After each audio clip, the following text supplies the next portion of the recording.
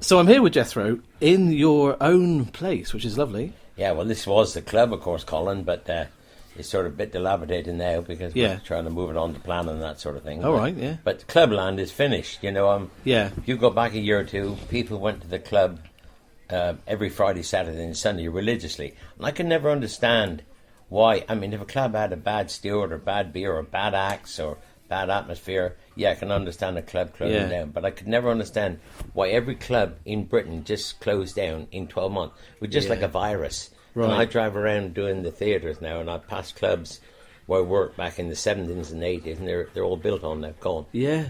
Yeah, just a change of habit, you know. Why do you reckon that is? Is that to do with the telly and all the multimedia that's there? And yeah, I think there's everything is on television, everything is on your computer, you know. But that was people's night out. They didn't go anywhere else. No. And I think people are a little bit lost. There was a change in the style of comedy. Yeah. A vast change, you know, when it went from the Les Dawsons, Tommy Cooper and Ken Dodd and Billy Connolly, myself, and then it went into a new comedy, and then that seemed to.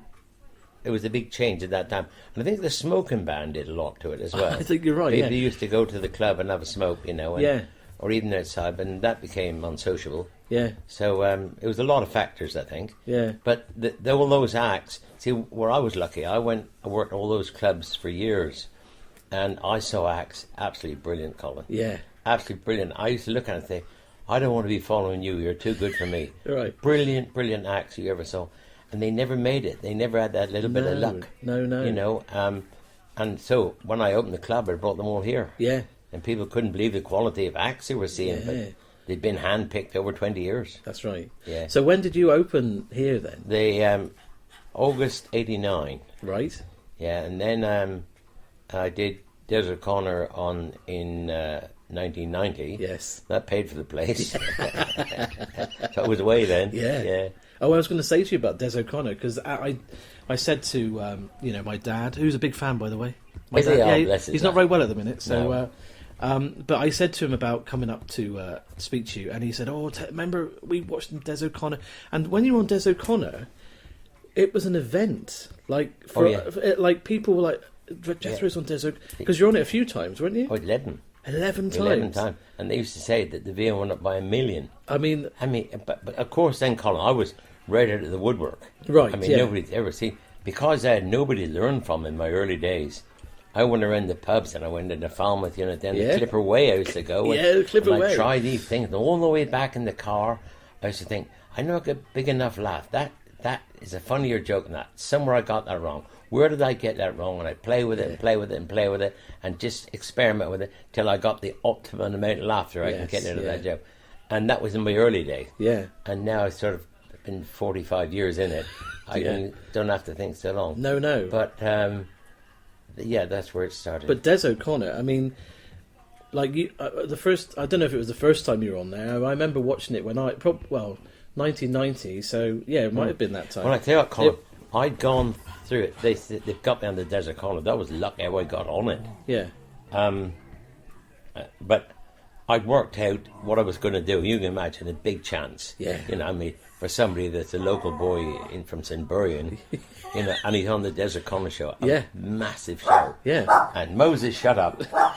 That's my dog if you're listening. Moses? At the minute, Moses is barking at the television. Moses, you're barking at the television. Well, there is a dog on the television who shouldn't be there. Does he bark when there's a dog on the TV? Oh, yes, yeah. That's amazing. Oh, yeah. No, he doesn't like dogs. Even flat-screen dogs? And I tell you, if there's an advert, there's a dog on, he'll start barking as soon as before the dog have come on.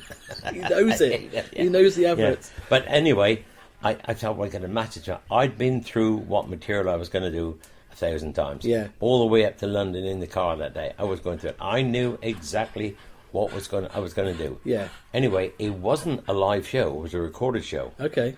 Right. So I've gone on with Des, and I've gone, well, I'm happy. The theatre audience have laughed a lot, or the studio have laughed a lot. Yeah. I'm happy, boy. I've gone well. Because there was no time limit on it, the producer's telling Des to get a bit more out of this man. He's being funny. Right. Right. And I got no more in my head. None. Absolutely none. He's milking me for more. And the only thing I could lay my tongue to that was clean enough for for television was a train at Camborne, and that's the story that made me. Yes, and that. So I wasn't going to do it. Talk about luck, Colin. If that was a recorded show, I would never have done the train at Camborne, and I wasn't going to do it. It was just luck. Briefly, before we started the recording, we were saying about the things people know you for, like you said, Train to Camborne and Denzel. Yes. Now, I'm fascinated with Denzel. If you say two men went in a pub in St. Just, it's a joke. Yeah. Immediately you put a name to it, it becomes real. Now, Mrs. Trebilcock and Mrs. Osborne down in St. Just last week went in the butcher shop. All of a sudden, there's a picture. Yeah. You can see these two old ladies in the butcher shop. Yeah. You can see them because I've named them. Yeah, okay. Now, if I said this bloke come up to me in the car and he said this and that, but Denzel did it, it's a different thing. I mean, we was hired to bury a man at sea, me and Denzel. We put the coffin in the boat. I rowed out a mile. I said, is it deep enough here? He jumped over the side. He said, no, it's only up to my waist. He said, go out a bit farther. Went out another mile. I just tried to get jumped over again. No, he said, it's only up to my shoulders. Got to go deeper. Went out another mile. He jumped over. He completely disappeared. He's gone for 10 minutes. He come up. He said, Jeff, this is deep enough. Hand me the shovel. Nonsense. Absolute nonsense. But that's him, isn't it? Yeah. But, I was at a wedding last week, and I said to the man next to me in church, I said, I think that got to be the ugliest bride I've ever seen in my life. He said, do you mind? He said, that's my daughter. Yeah. I said, I'm very, very sorry. I said, I didn't mean to offend you, but I said, I didn't realise you was her father. He said, I'm not, I'm her mother. Good-looking family, wasn't it? Yeah, lovely. See, Denzel allows you to have that sort of stupidity. Oh, yeah. So and the people, all right, you never let him come out of character. No. And, of course, like you said, you've only just given... I don't know if you've ever... Because he's not real. You've never... I don't know if you've ever described him, but everyone's got a picture of what Denzel looks like. Well, when I've done television, the producer said, we've got to get an actor to play Denzel. I said, never. Yeah. If you're going to do that, I'm off the show. Right, yeah. Now, people have got a picture of him, and they love him. There's nothing about him to dislike. He's just a cuddly, local, lovely boy, isn't he? And he's always fun. Yeah. And I said, I can't... You put an actor on, for some reason they won't like him. Yeah. And then now it'll be Denzel in their imagination forever. Yes. And I don't want to do that. Yeah. But I wish now, Colin, like I've been in it 45 years, I wish I could give it all away. Right. Give all that knowledge and all the psychology about everything away to all the young comics. Yeah. There's a lot of wisdom and then I could sit and watch them. I'm 70 next year. Yeah. And I'd sit and watch them and guide them maybe. Yeah. But because it's going to no good to me where I'm going. But I'd love to hand it on. Yeah. But it's a funny old thing. You can't really do it. I went in to have my hair cut this morning, and he said, "You want the haircut around the back?" I said, "Can't you do it here?"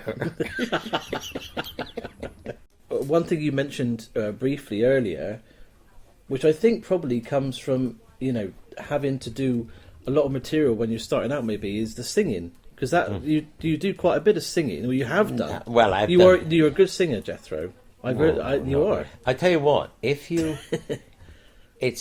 singing is a godsend to be able to sing, even if it's the singing's not that good. But you know the words of that song backwards, so you're going to have trouble remembering the song. But if you're running short on material, I'd like to sing you a beautiful song, ladies and gentlemen, give you 3-4 verses to get your comedy back in your head. Yes. And I can sing a verse of something, and none of that song's going through my head. That's just like parrot fashion. Yeah. But what's going through my head is the next 20 minutes of material. So it's an excuse. The public wouldn't know. Yeah. But I sing a song to give myself some thinking time. And another thing with audiences, their laughing time is your thinking time. Yes, yeah. If you've got a crowd that's laughing less, you've got to be sharper. Yes, yeah. And if they're laughing and they're going on and it's a prolonged laughter, you got all the thinking time. You've got 10 jokes in your head. Yeah. But if they only laugh for 5 seconds, you haven't got very long. Then you've got to start to busk. Yeah. Do you always have your guitar on stage? Yeah. Always, yeah. Yeah, but I don't use when I wouldn't pick it up with backing tracks. I may sing an Irish song or some Enchanted Evening, something like that. Yeah. But, I do about quarter hour, 20 minutes at the end where I pick up the guitar and with a deadpan face, I tell these facts, Yeah.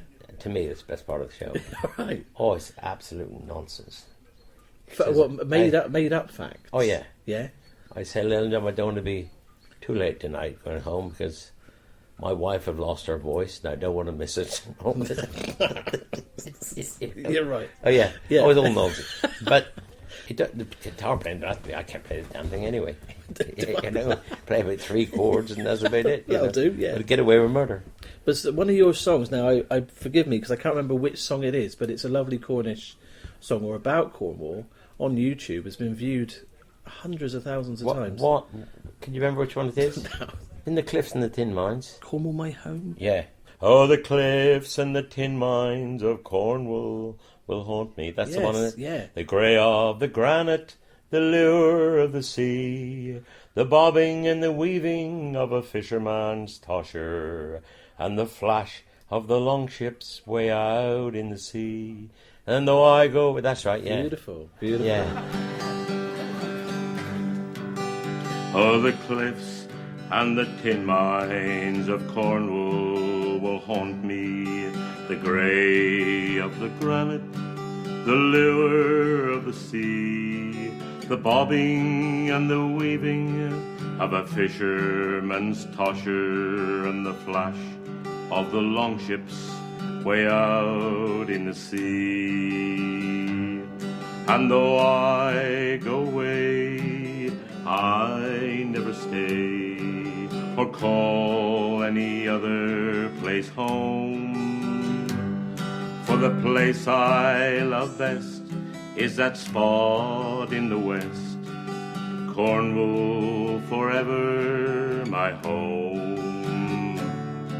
For the way people speak as you wander through Cornwall, and the accent is different wherever you roam, I can tell where you come from, in which part of the duchy, 'cause each little village has a sound of its own. From Penzance to Redruth, from Loo to Porthleven, there's Liscard and Lanson, Camborne and Praise, Newquay, Tintagel, Port Isaac, Pendoggett, St Just and Sancreed, Penryn and Carhays. And though I go away, I never stay or I'll call any other place home. For the place I love best is that spot in the west, Cornwall forever my home. And I am so proud I was born here in Cornwall, and I know that Cornwall is the best place to be, and I know our accent will live on forever, 'cause my little boys talk the same way as me. And though I go away, I never stay or call any other place home. For the place I love best is that spot in the west, Cornwall's forever my home. And though I go away, I never stay or call any other place home. For the place I love best is that spot in the west, Cornwall's forever my home. Cornwall forever my home. Ever my home. Have you ever been in any choirs or anything? Have you ever done singing in choirs? I started in the St Just Operatic Society. Oh, right. I was in the Operatic Society, and that's sadly closed down now, which is a shame, like a lot of other good things. But I loved that. Yeah. I just loved being in the opera up St Just, and I played some nice parts. And from that point, so what happened from you like doing those things, and but you're obviously like theatrical if you're doing that. What happened then to be a comedian? Well, I sang folk songs badly in a pub, and I was a nonsense guy. Nobody expected it. Yeah. And one night I ran out of voice. Right. And everybody knows a few jokes, don't they? Yeah. So I told a few jokes, and that was all right. And the following week I got there, and there was a nice crowd, and I thought there'd been an event in the village, a gymkhana or a cricket match or a carnival or whatever, and they'd come back there. But they were different. This is years ago. They were different. They weren't talking, they were looking at me. And I never had anybody look at me ever. No. And I'd done a couple of songs, and then somebody said, let's have some jokes, mate. I said, surely not. Right, okay. Surely not. I told them everything I could think of. Yeah. Everything I could think. And that week I went and said to anybody, do you know any jokes? And I rung people, do you know any jokes? Yeah. I stopped people I knew in the street. Well, Jethro was a joke. I said, I've been telling jokes in the pub. And I had them all written on top of my guitar. You know, as the guitar bend around. Yeah. I had about 50 or 60. Yeah. Yeah, all on my guitar. And I thought, I wonder how many will be there the next week. And I got there the next week and couldn't park the car. It was heated. Really? Yeah, because it was local, wasn't it? Amazing. Because I had my accent, because I come from the very west of Cornwall. Yeah. My accent was that strong, they couldn't understand me in Plymouth. They couldn't, honestly. Right. And the first little cassette I did was called Live from Trebogas. Well, about 6 weeks ago, a friend of mine in Somerset, he said, I got the first recording you ever made, Live from Trebogas. Yeah. I said, I couldn't borrow it and have a listen to it. He said, of course you can. I got it in the car now. I can't understand a word of it. I can't understand it. It was me.